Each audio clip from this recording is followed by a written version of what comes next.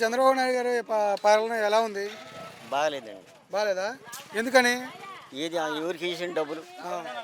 రైతు భరోసా వేసిండా? మరి ఆడపిల్లలకు ముగ్గురు పిల్లలు ఉంటే ముగ్గురు 10,000 వేస్తున్నాడు, అది వేసిండా? మరి అమ్మఒడి పథకం వేసిండా? మిరపకాయలకి రేట్లు లేకుండా చేసిండా?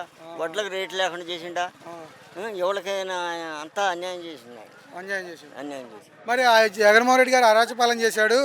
దొంగ అప్పుడు గంజాయి తాగి ఎక్కువ మంది చేసేవాళ్ళు అంటున్నారు. లేదు, ఆయన అందరికీ ఇచ్చిండు. రైతు భరోసా ఇచ్చిండు.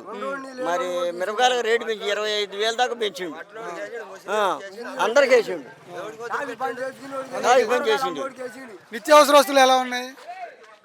ఏది ఆయన ఆయిల్ ప్యాకెట్లు కానీ అన్నిటికీ ఎక్కువ వేసిండు ఆయన చంద్రబాబు నాయుడు గారు.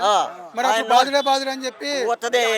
అవన్నీ వస్తుంది. 100 రూపాయలు శనం అమ్మితే ఇవాళ 150 రూపాయలు వేస్తాడు. 150 రూపాయలు. 150 రూపాయలు. మరి కరెంట్ బిల్లు ఎలా ఉన్నాయి? కరెంట్ బిల్లు 300 అయితే ఇవాళ 600 వేసింది.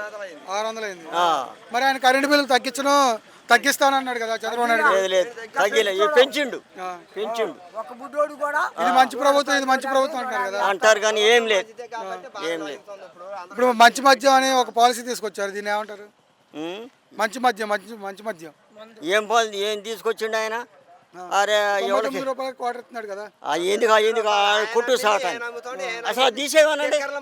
అసలు మందు అనేది తీసేవనండి, జనం బాగుపడింది. మందు తీసేస్తే జనం బాగుపడింది.